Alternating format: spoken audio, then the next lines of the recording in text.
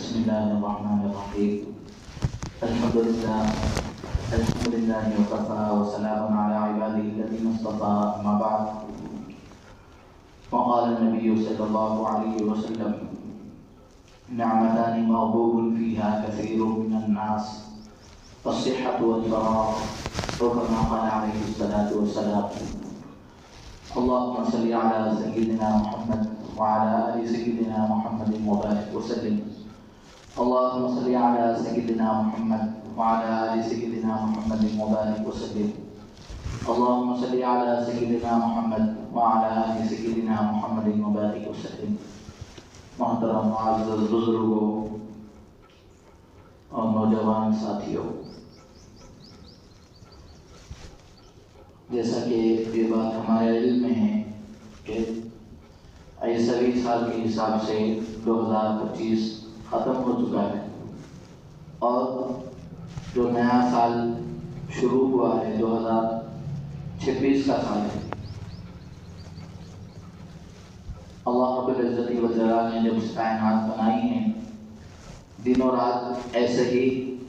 آ رہے ہیں، جا رہے ہیں، صبح ہو رہی ہے، شام ہو رہی ہے، بہت ساری قومیں دنیا کے اندر آئی، چلی گئی، اور پھر اللہ رب العزت والجلال جب تک دنیا کو باقی اور قائم رکھنا چاہتے ہیں، جب تک بہت سارے قومیں دنیا میں آئیں گی بھی، اور پھر وہ بھی اپنے وقت پر دنیا سے چلی جائیں گی۔ اللہ رب العزت والجلال کا ایک نظام ہے دن اور رات کا، صبح اور شام کا، کہ اللہ رب العزت والجلال نے بندوں کے لیے بنایا۔ اس میں بندوں کے لیے نشانیاں بھی ہے، یعنی اللہ رب العزت والجلال نے صبح و شام کے آنے جانے کو یہ اپنی قدرت بتلائی ہے، یعنی صبح کا آنا، شام کا آنا، یہ اس کے اندر اللہ رب العزت والجلال کے قدرتی نظام چھپا ہوا ہے۔ تو انسانوں کو اس نظام کے اوپر بھی غور کرنا ہے کہ صبح ہو رہی ہے، پھر اس کے بعد ایسا ہوتا ہے کہ سورج کی روشنی ماند پڑ جاتی ہے، پھیکی پڑ جاتی ہے، جو آسمان کا اجالا ہے وہ ختم ہو جاتا ہے،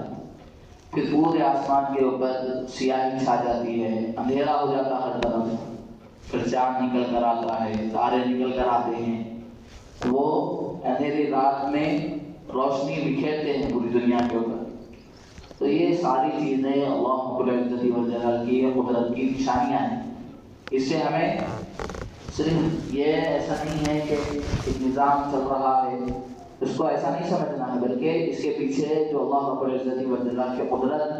کام کر رہی ہے، اس قدرت کے اوپر ہماری نظر ہونی چاہیے کہ اللہ اتنی بڑی قدرت والے ہیں کہ وہ دن کو رات سے بدلتے ہیں، رات کو دن سے بدل دیتے ہیں۔ یہ اللہ رب العزت والجلال کی قدرت ہے۔ تو اس کے اوپر ہمیں اللہ رب العزت والجلال کی قدرت کے اوپر نظر رکھنا ہے کہ اللہ رب العزت والجلال نے ہر انسان کو ایک چیز عطا کی ہے، اور ہے وہ وقت۔ اللہ نے ہر انسان کو وقت کی نعمت سے نوازا۔ دنیا کے اندر کوئی ایسا انسان نہیں ہے کہ جس کو اللہ رب العزت والجلال نے وقت نہیں دیا، بلکہ ہر انسان کو زندگی کے اندر وقت ملتا ہے۔ اللہ رب العزت والجلال نے اللہ کے نبی صلی اللہ علیہ وسلم کے ذریعے سے بتلایا، اور حضور اکرم صلی اللہ علیہ وسلم نے احادیث مبارکہ میں یہ بات بتلائی ہے کہ نعمتان مغبوب فیہا کثیر من الناس، الصحة والفراغ، کہ بہت سارے لوگ ایسے ہیں دنیا کے اندر جو دو نعمتوں کے سلسلے میں غفلت میں پڑے ہوئے ہیں، غفلت کا شکار ہیں۔ دو نعمتیں، اللہ کی بے شمار نعمتیں ہیں ایسی لوگ، لیکن اللہ کے نبی صلی اللہ علیہ وسلم نے خاص طور پر دو نعمتیں بتلائی کہ ان دو نعمتوں کے سلسلے میں بہت سارے لوگ غفلت میں پڑے ہوئے ہیں، غفلت کا شکار ہیں، واقعی غفلت کا شکار ہیں۔ اللہ کے نبی صلی اللہ علیہ وسلم نے آج سے 1450 سال پہلے ہی بتلا دیا کہ دو نعمتیں ایسی ہیں کہ لوگ غفلت میں پڑے ہوئے ہیں، لیکن اس وقت کیا غفلت کی نہیں معلوم، لیکن آج ہم دیکھ رہے ہیں ہماری آنکھوں سے، اور ہم خود غفلت کا شکار ہیں ان دو نعمتوں کے تعلق سے۔ کہ وہ دو نعمتیں کیا ہیں؟ اللہ کے نبی صلی اللہ علیہ وسلم نے فرمایا الصحت، کہ صحت یہ اللہ رب العزت والجلال کی بہت بڑی نعمت ہے۔ یہ صحت اور لوگ اس صحت کی نعمت کے سلسلے میں غفلت کا شکار ہیں۔ اور پھر اللہ کے نبی صلی اللہ علیہ وسلم نے فرمایا والفراغ، اور آدمی کا فرصت ہونا، آدمی کے پاس اس کے وقت کا، اس کے پاس وقت موجود ہونا، مشغولیت کا نہ ہونا، یہ بھی اللہ رب العزت وجل کی نعمت ہے آدمی کے پاس۔ اور اللہ کے نبی صلی اللہ علیہ وسلم نے فرمایا کہ ان دو نعمتوں کے سلسلے میں بہت سارے لوگ غفلت کا شکار ہیں۔ واقعی ہم بھی اور بہت سارے لوگ آپ دنیا میں دیکھ سکتے ہیں اہل ایمان ان دو نعمتوں کے سلسلے میں بہت ہی غفلت کا شکار ہے۔ صحت اللہ رب العزت والجلال نے دی ہے، تو اللہ نے جسم کے اندر جتنے بھی ہمیں اعضاء عطا کیے ہیں، اندرونی اعضاء ہے، بیرونی اعضاء ہے، یہ اللہ رب العزت والجلال کے قدرت کا مظہر ہے۔ آپ سنتے رہتے ہیں، دیکھتے رہتے ہیں کہ آدمی کے اگر جسم کا کوئی عضو خراب ہو گیا تو اس عضو کو آدمی اگر بدلنا چاہتا ہے تو لاکھوں روپے اس کی قیمت ہے دنیا کے اندر لاکھوں روپے اس نعمت، اس کی ایک عضو کی قیمت ہے۔ اگر کسی کی کڈنی خراب ہو گئی، بدلانا ہے، تو تقریباً 20 سے 30 لاکھ روپے اس کے پیچھے خرچہ ہے۔ لیکن اللہ رب العزت والجلال نے یہ نعمت ہمیں فری میں دے دی، فری میں اللہ کی نعمت ہمیں ملی ہوئی ہے، تو اس نعمت کی ہمیں قدر کرنا چاہیے۔ جب تک جسم کے جتنے بھی اعضاء ہیں صحیح سالم ہیں، یہ اللہ رب العزت والجلال کی دی ہوئی امانت ہے۔ ہر عضو کو امانت سمجھ کر اللہ رب العزت والجلال نے جن جگہوں پر ان اعضاء کے استعمال کرنے کا حکم دیا ہے، انہی جگہوں پر ان اعضاء کا استعمال کرنا۔ اور تو اب دیکھ لیں کہ معاشرہ کھانے کے سلسلے میں یا جو بھی غذا کے سلسلے میں اتنا لاپرواہی کا شکار ہو گیا کہ ہر چیز کھانے کے لیے تیار ہے۔ یہ نہیں سمجھتے کہ یہ چیز کھانے کی وجہ سے میرے جسم کو نقصان پہنچے گا، میری صحت کو نقصان پہنچے گا، لیکن اس کا کوئی خیال کرنے والا نہیں ہے، اس لیے کہ یہ صحت کی جو نعمت ہے ہمیں فری میں مل گئی تھی، تو اس لیے ہم اس کی قدردانی نہیں کرتے، ہم اس کا خیال نہیں کرتے۔ لیکن آدمی کو اس صحت کی بہت زیادہ فکر کرنا چاہیے، اس لیے کہ صحت کی جو نعمت ہے اللہ رب العزت والجلال نے ہمیں دی، تو ہمیں کیا کھانا چاہیے، کیا نہیں کھانا چاہیے، کیا پینا چاہیے، کیا نہیں پینا چاہیے، کون سی چیز کے کھانے کی وجہ سے ہمارے جسم کے اعضاء کو نقصان پہنچے گا، کون سی چیز کے پینے کی وجہ سے ہمارے جسم کو نقصان پہنچے گا، آدمی کو غور و فکر کرتے رہنا چاہیے۔ اس لیے کہ بازار کے اندر بہت ساری ایسی چیزیں ملتی ہے کہ جس کے اوپر لکھا بھی ہوتا ہے کہ اس کے کھانے کی وجہ سے آدمی کے جسم کے اعضاء خراب ہو جاتے ہیں، آدمی کے جسم کے اعضاء خراب ہو جاتے ہیں، لیکن اس کے باوجود اتنی غفلت میں ہے کہ نہیں، ہم خراب کرنا ہی چاہتے ہیں، ہمیں ہمارے جسم کے اعضاء کو خراب کرنا ہی ہے، ہم اچھا رکھنا نہیں چاہ رہے، ہمارا یہ نظریہ بن گیا ہے۔ لیکن اس نظریے کو بدلنا چاہیے، ایسا نہیں کہ یہ جو جسم کے اعضاء ہیں، دل ہے اور جتنے بھی اعضاء اللہ رب العزت والجلال نے ہمیں جسم میں عطا کیے ہیں، اللہ کی امانت سمجھ کر اس کو اچھی چیزیں کھانے میں استعمال کرنا چاہیے۔ ایسا نہیں کہ بس ہمیں ان چیزوں کی عادت لگ گئی ہے، ہم ان سے چھٹکارا حاصل نہیں کر سکتے، تو یہ غلط بات ہے۔ اس لیے کہ سب سے پہلے ہمیں یہ بات، اس تصور کو ذہن میں لینا چاہیے کہ جسم کے اعضاء یہ اللہ کی امانت ہے، میں اس کا مالک نہیں ہوں، تو لہذا ان کا جو مالک ہے وہ ان چیزوں کی کھانے کا حکم دے رہا ہے، حلال، پاکیزہ اور ایسی چیزیں کہ جس کی وجہ سے آدمی کے جسم کے اعضاء صحیح سالم رہتے ہیں، آدمی کے جسم کے کوئی عضو کو نقصان نہیں پہنچتا، تو اس لیے ایسے غذا استعمال کرنا چاہیے۔ اور پھر ایسی غذا اگر ہم استعمال کر رہے ہیں کہ جس کی وجہ سے ہمارے جسم کے اعضاء کو نقصان پہنچ رہا ہے، ہمارے دل کو، گردوں کو یا جسم کے کسی بھی عضو کو اگر نقصان پہنچ رہا ہے، تو یہ آدمی کا خودکشی کرنے کے برابر ہے، آدمی کا خودکشی کرنے کے برابر عمل ہے۔ یعنی ایک آدمی جیسے خودکشی کرتا ہے، چاہے وہ لٹک کر ہو یا کہیں سے چھلانگ لگا کر ہو یا خود سے جلا کر یا پانی میں ڈوب کر، مختلف شکلیں آدمی کی خودکشی کی ہے کہ اللہ رب العزت والجلال نے فرمایا کہ ایسے آدمی کو اللہ بہت سخت عذاب دینے والی ہے، اس لیے کہ یہ امانت، یہ جو جان اللہ نے دی ہے یہ اللہ کی امانت ہے۔ تو اسی میں بہت سارے لوگ وہ بھی آ جاتے ہیں کہ جو تھوڑی تھوڑی چیزیں استعمال کر کے اپنے جسم کے اندرونی اعضاء کو نقصان پہنچاتے ہیں، تو لہذا وہ بھی اپنی جان کو ہلاک کرنے والے ہی ہیں۔ بازار کے اندر یہ چیزیں اس طریقے سے بدلا کر فروخت کی جاتی ہے کہ ان کے کھانے کی وجہ سے جسم کے اعضاء کو نقصان پہنچ سکتا ہے، جسم کے اعضاء بگڑ سکتے ہیں، لیکن اس کے باوجود ہم خیال ہی نہیں کرتے۔ ہم سمجھتے ہیں کہ کیا ہوتا، سب کو جانا ہے، ہم بھی ایک دن جانے والے تھے، استعمال کریں گے نہیں۔ اس کی وجہ سے آدمی کی جو دولت ہے، آدمی کے پاس جو پیسہ ہے، اس پیسے کا بھی حساب ملنے والا ہے۔ ہم سمجھ رہے ہیں کہ بھائی میں غلط چیزوں کا استعمال کر رہا ہوں تو یہ تو میرا پیسہ ہے، اس کو حساب دینا ہے، اپنی مرضی سے میں خرید سکتا ہوں، استعمال کر سکتا ہوں، لیکن یہ پیسہ بھی اللہ رب العزت و جل ان پیسوں کا بھی حساب لینے والا ہے کہ میں نے تمہیں پیسہ دیا تھا تو تم نے ان پیسوں کو غلط چیزوں کے خریدنے اور غلط چیزوں کے کھانے میں کیوں استعمال کیا، اللہ اس کا بھی سوال کرنے والا ہے۔ تو اس لیے ہمیں چاہیے کہ جو ہم اللہ رب العزت و جل کی جانب سے ہمیں جو بھی پیسہ مل رہا ہے، جو بھی مل رہا ہے رزق، تو اس رزق کی ہمیں قدر کرنا ہے، اس کو اللہ کی فرما برداری کے کاموں میں لگانا ہے۔ نہیں اگر ہم بہت ساری ایسی چیزیں خرید کر کھا رہے ہیں کہ جس کی وجہ سے ہمارے جسم کو نقصان پہنچ رہا ہے، تو ہم بھی ایک معنی میں خودکشی کرنے والے کے برابر ہیں، اس لیے کہ ان چیزوں کے کھانے کی شریعت میں بھی ممانعت ہے، اور ڈاکٹرز بھی کہتے ہیں کہ یہ چیزیں استعمال کرنے کی وجہ سے آپ کے جسم کو نقصان پہنچ سکتا ہے، لیکن پھر بھی ہم کھا رہے ہیں، پھر بھی ہم استعمال کر رہے ہیں۔ مطلب یہ ہے کہ ہم جان بوجھ کر اپنے جسم کے اعضاء کو نقصان پہنچا رہے ہیں، جان بوجھ کر ہم یہ کہہ رہے ہیں کہ بھائی جسم کے اعضاء کو نقصان پہنچے، کوئی بات نہیں، تو یہ اس طریقے سے نہیں کرنا چاہیے۔ جسم کے جتنے بھی اعضاء ہیں، تمام اعضاء سر کے بال سے لے کر پیر کے ناخن تک اللہ رب العزت و جلال کی دی ہوئی امانت ہے۔ ان تمام اعضاء کے سلسلے میں اللہ کل ہمیں پوچھنے والے ہیں ہم سے، تو اس لیے ان اعضاء کا صحیح استعمال کرنا، ان اعضاء کو صحیح غذا فراہم کرنا،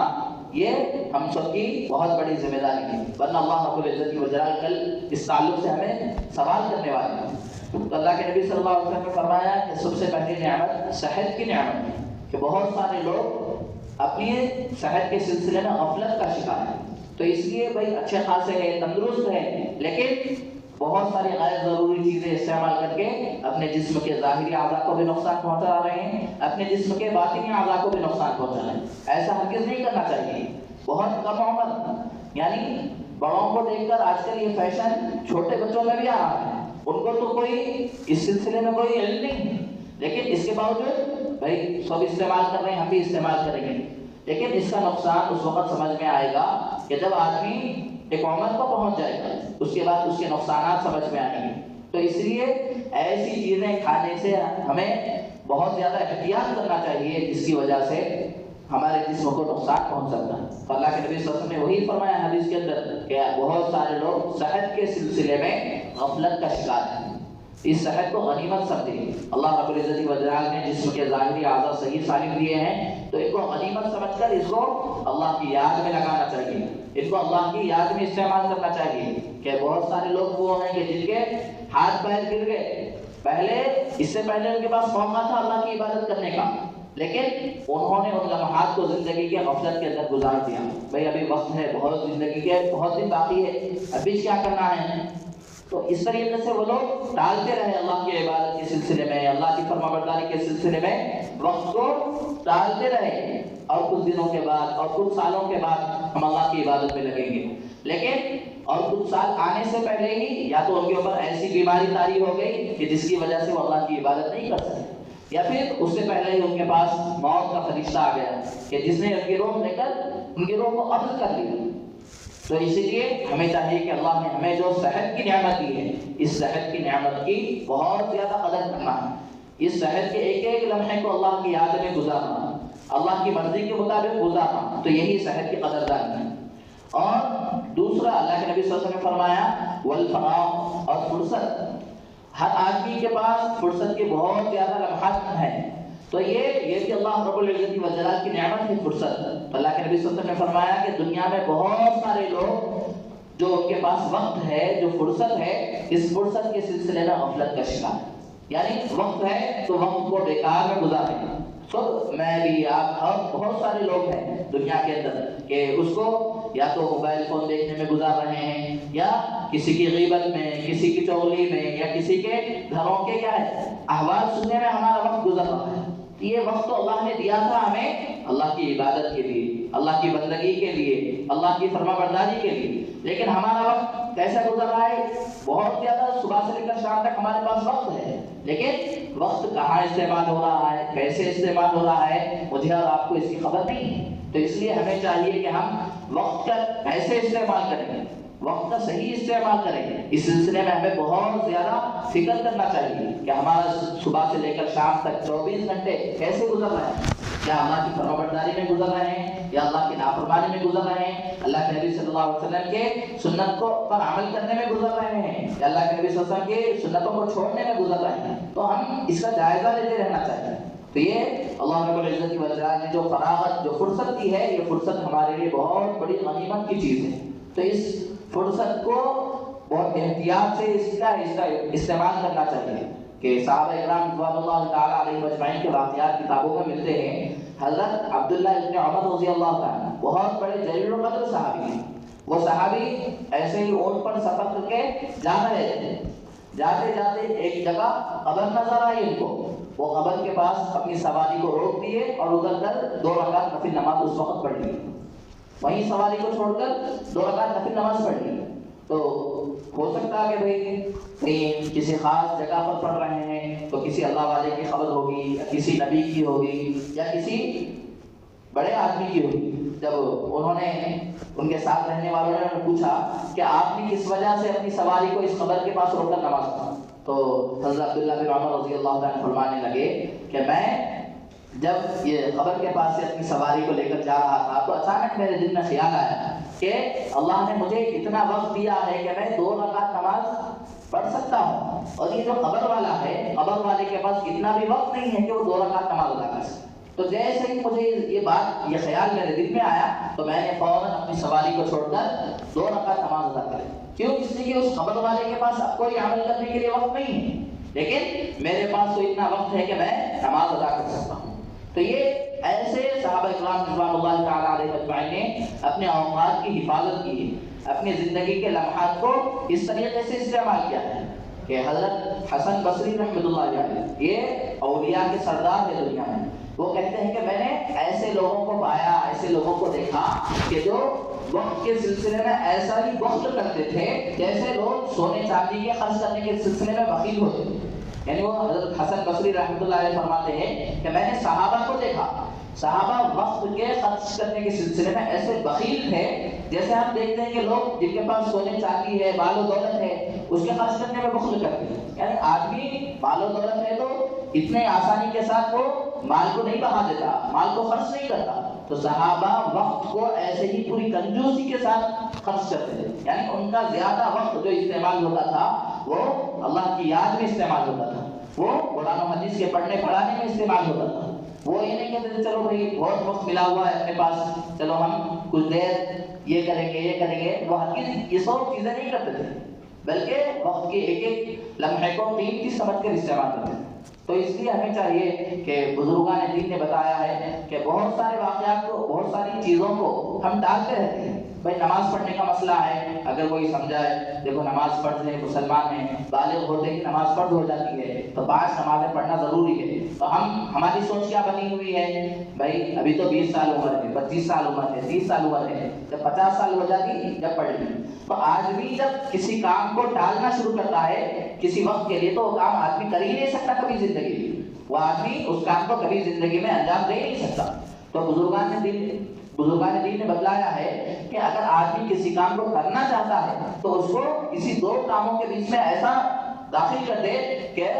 کم وقت کم ہو لیکن میں آج یہ کام کر کے ہی رہوں گا، یہ کام کر کے ہی رہوں گا۔ ایسا نہیں کل سے شروع کریں گے، پرسوں سے شروع کریں گے، 2 دن کے بعد، 10 سال کے بعد، تو آدمی کو پھر وہ وقت ملے گا یا نہیں ملے گا اس کا کوئی بھروسہ نہیں۔ تو اس لیے ہمیں جب وقت مل رہا ہے، جب خیال آ رہا ہے نیکی کرنے کا، جب ہمیں یہ بات معلوم ہو رہی ہے کہ نماز ہمارے اوپر فرض ہے، تو بس اب سے ہی ہم شروع کر دیں گے، اب سے ہی ہم شروع کر دیں گے۔ اس لیے کہ موت کا کوئی بھروسہ نہیں ہے، کسی کی موت کا کوئی بھروسہ نہیں ہے، کب موت آنے والی ہے۔ آدمی جب مر جائے گا تو اس کے نام اعمال کا جو دفتر ہے وہ بند ہو جاتا ہے، نام اعمال کا دفتر بند ہو جاتا ہے۔ حدیث میں اللہ کے نبی صلی اللہ علیہ وسلم نے فرمایا کہ آدمی مر جاتا ہے تو اس کے ساتھ اس کی اولاد جاتی ہے، اس کے ساتھ اس کا مال و دولت جاتا ہے، اس کے اعمال جاتے ہیں، لیکن مال واپس آ جاتا، اولاد واپس آ جاتی، لیکن اس کے ساتھ قبر میں جو رہنے والی چیز ہے اس کے اعمال، اس کے اعمال قبر میں رہنے والے ہیں، اس کے علاوہ نہ اولاد کمانے والی ہے نہ مال کمانے والی ہے۔ اس لیے ہمیں اگر آخرت کی زندگی کو بہتر بنانا ہے، آخرت کی زندگی میں ہم بہتر بننا ہے، اللہ کے بہت قریب رہنا ہے، جنت میں اعلیٰ درجہ پانا ہے، تو ہمیں زیادہ سے زیادہ نیک اعمال کرنے کی کوشش کرنا چاہیے۔ جو اللہ نے ہمیں اوقات کیے ہیں، ان اوقات کو اللہ کی یاد میں گزارنے کی کوشش کرنا کہ سبحان اللہ، الحمدللہ، اللہ اکبر، یہ زبان پہ معمولی جملے ہیں، لیکن آدمی ان کو زبان سے ادا کرے گا تو اس کی وجہ سے جو ترازو ہے، ترازو کے پلڑے بھر جائیں گے۔ ہم اس کو معمولی سمجھتے ہیں، لیکن ہمیں چاہیے کہ ہم زندگی کے اللہ رب العزت والجلال نے جتنے لمحات دیے ہیں، ایک ایک لمحے کو قدر کرنا، ایک ایک لمحے کو اگر وقت مل رہا کہ بھائی ہم تھوڑی دیر ذکر کر سکتے، ذکر کر لینا چاہیے، اگر وقت مل رہا 2 رکعت نماز پڑھ سکتے، نماز پڑھ لینا چاہیے، وقت مل رہا کسی کی کوئی بیمار ہے، عیادت کرنا ہے، عیادت کرنا چاہتے ہیں تو عیادت کر سکتے، کسی جنازے میں شریک ہونے کا وقت مل رہا تو جنازے میں شریک ہو جانا چاہیے۔ تو جس نیکی کے کام کا ہمیں وقت مل رہا ہے تو اس نیکی کے کام کو اسی وقت ادا کر دینا چاہیے، ایسا نہیں کہ کل پرسوں اگر اس کو ٹالتے رہیں گے تو وہ کام کرنے کا ہمیں کبھی بھی موقع نہیں ملے گا۔ تو پوری گفتگو کا خلاصہ یہی ہے کہ اللہ کے نبی صلی اللہ علیہ وسلم نے فرمایا کہ 2 نعمتیں ایسی ہیں کہ جو 2 نعمتوں کے سلسلے میں بہت سارے لوگ غفلت کا شکار ہیں، ایک صحت کی نعمت ہے، دوسری فرصت کی نعمت ہے۔ یہ ان 2 نعمتوں کا ہم غلط استعمال کر رہے ہیں، تو اس لیے ہمیں چاہیے کہ ان 2 نعمتوں کے سلسلے میں ہمیں غفلت کو ختم کرنا چاہیے اور صحت کی بھی حفاظت کرنا ہے، اچھی غذائیں استعمال کرنا ہے، اپنے نوجوان بچوں کو بھی بتانا ہے کہ اچھی غذائیں استعمال کریں جس کی وجہ سے ان کی صحت باقی بھی رہے اور انہیں اچھی صحت ملے جس کی وجہ سے وہ اللہ رب العزت والجلال کی عبادت کر سکے۔ اور دوسری چیز ہے فراغت، اگر فرصت کے لمحات ہمیں میسر آ رہے ہیں، وقت خالی مل رہا ہے، اس میں یا تو ذکر کرنا ہے، نماز کا وقت ہے، نماز پڑھنا ہے، اور جتنے بھی ہمیں عبادت کرنے کے مواقع مل رہے ہیں ان تمام اوقات کو اللہ رب العزت والجلال کی عبادت میں گزارنا چاہیے۔ جو باتیں کہی گئی ہے اللہ رب العزت والجلال سے دعا ہے کہ اللہ کہنے والے کو اور سننے والوں کو اس پر عمل کرنے کی توفیق عطا فرمائے۔ وآخر دعوانا الحمدللہ رب العالمین۔ جو حضرات سنت ادا نہیں کی ہوں سنت ادا کریں۔